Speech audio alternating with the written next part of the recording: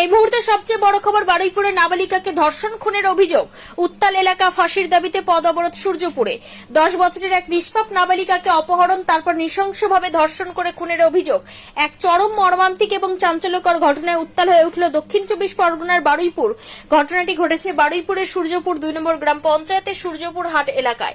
দোষীদের অবিলম্বে গ্রেপ্তার এবং ফাঁসির দাবিতে আজ সকালে মৃতদেহ আটকে রেখে দীর্ঘক্ষণ পদ অবরোধে সামিল হন উত্তেজিত গ্রামবাসীরা। পরিস্থিতি নিয়ন্ত্রণে আনতে এলাকায় মোতায়েন করা হয়েছে অতিরিক্ত পুলিশ বাহিনী। জানা গিয়েছে, গতকাল শনিবার বিকেলে বাড়ি থেকে সামান্য কিছু খাবার কেনার কথা বলে বেরিয়েছিল ওই 10 বছরের নাবালিকা, কিন্তু তারপর আর সে বাড়ি ফেরেনি। রাতভর স্থানীয় মানুষ ও পরিবারের সদস্যরা চারিদিকে খোঁজাখুঁজি করলেও তার কোনো সন্ধান মেলেনি। আজ রবিবার সকালে বাড়ি থেকে কিছুটা দূরে একটি পুকুরের মধ্যে ওই নাবালিকার নিথর দেহ ভাসতে দেখেন স্থানীয় বাসিন্দারা। মুহূর্তে এই খবর ছড়িয়ে পড়তে রণক্ষেত্রের চেহারা নেয় গোটা এলাকা। পরিবারের সদস্যদের সরাসরি অভিযোগ, 4 জন ব্যক্তি পরিকল্পনা করে ওই নাবালিকাকে প্রথমে অপহরণ করে, তারপর তাকে নৃশংসভাবে ধর্ষণ করে প্রমাণ লোপাটের জন্য খুন করে পুকুরে ফেলে দেওয়া হয়েছে। ঘটনা জানাজানি হতেই আজ সকাল থেকে সূর্যপুর হাটে দোষীদের কঠোরতম শাস্তি এবং ফাঁসির দাবিতে আন্দোলনে সামিল হন বহু মানুষ। পুলিশ ঘটনাস্থলে পৌঁছলে ক্ষোভে ফেটে পড়েন গ্রামবাসীরা। কিছুক্ষণের জন্য মৃতদেহ আটকে রেখে এবং পদ অবরোধ করে বিক্ষোভ দেখান তারা। পরে পুলিশের আশ্বাসে পরিস্থিতি নিয়ন্ত্রণে আসে এবং পুলিশ মৃতদেহটি উদ্ধার করে ময়নাতদন্তের জন্য পাঠায়। এলাকায় নতুন করে যাতে কোনো উত্তেজনা না ছড়ায় তার জন্য মোতায়েন রয়েছে অতিরিক্ত পুলিশ। পুলিশের পক্ষ থেকে জানানো হয়েছে, মৃত্যুর প্রকৃত কারণ এখনো চূড়ান্ত জানা যায়নি। ধর্ষণ নাকি অন্য কোনো কারণে মৃত্যু তা ময়নাতদন্তের রিপোর্ট এলেই পরিষ্কার হবে। তবে পরিবারের অভিযোগের ভিত্তিতে ইতিমধ্যে ঘটনার সত্যতা যাচাই করতে এবং অভিযুক্তদের খোঁজে তল্লাশি। কালকে রাতে আমাদের ধবধবি এক 2 নম্বর অঞ্চলে একটি বাচ্চা মিসিং হয়। আমরা জানার পর আমরা তৎপরতার সঙ্গে থানাতে আসি এবং আইসিকে জানাই। আইসিকে জানানোর পর উনি তৎপরতার সঙ্গে আমাদের যে লোকাল পুলিশ ফাঁড়ি আছে ওখানে উনি জানায় এবং কিছু অফিসারকে ওর খোঁজ করার জন্যে সেখানে পাঠান। এবং আমরা আমাদের যে প্রতিবেশী আছে, প্রতিবেশীদের তৎপরতার সঙ্গে কিছু সিসিটিভি ফুটেজ আমরা চেক করি। চেক করার পর দেখা যায় ওখানে একজন ব্যক্তি ওই বাচ্চাটাকে নিয়ে যায়। বাচ্চাটাকে নিয়ে যাওয়ার পর আমরা যখন খোঁজ করার পর ওই ব্যক্তির খোঁজ পাই এবং খোঁজ পাওয়ার পর পুলিশের দ্বারস্থ হয়ে ওই ব্যক্তিকে আমরা ক্যাম্পে তুলে আনি এবং ক্যাম্পে তুলে আনার পর তারপরে ওনাদের জিজ্ঞাসাবাদের মধ্যে ও ভেঙে পড়ে এবং বলতে বাধ্য হয়।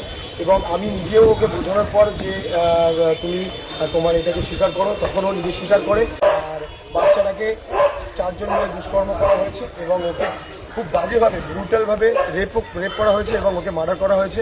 যেটা মেন আসামি যে আছে, যে বাচ্চাটাকে নিয়ে গেছে, তার মুখে থেকে যে স্বীকারোক্তিটা পেলাম যে ওর গলার উপরে পা তুলে দেওয়া হয়েছে এবং শ্বাসরোধ করে ওকে মারা হয়েছে এবং তারপরে পুকুরের মধ্যে ওকে চুবিয়ে দেওয়া হয়েছে।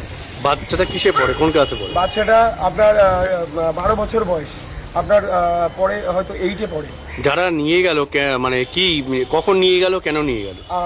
আগের দিন বিকাল 4টে থেকে ওর বাড়িটা হচ্ছে একদম সূর্যপুর হাটের উপরে, যেহেতু তো ও খাবার দাবার কেনার জন্য ওখানে যাতায়াত করে।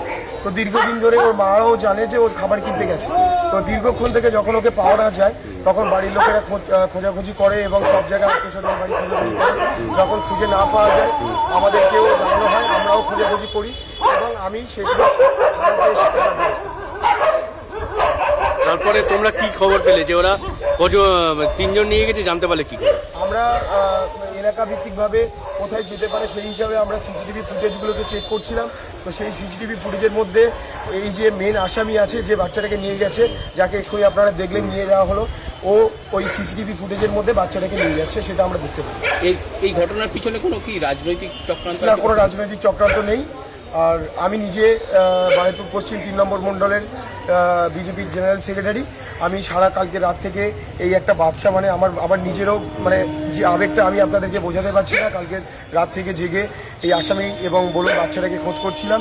তবে একটা দুঃখের খবর, যে বাচ্চাটাকে আমরা চাইছিলাম যাতে ওর মায়ের কোলেও ফিরে আসুক, সেটা হলো না। খুব দুঃখের সঙ্গে বলতে হচ্ছে। এবং আমাদের মাননীয় যে মুখ্যমন্ত্রী আছেন, আমি তার কাছে আবেদন একটাই করব যে এইরকম সমাজবিরোধী এবং এইরকম যে বদমাইশগুলোকে সমাজে দৃষ্টান্তমূলক শাস্তি দেওয়ার ব্যবস্থা করুন।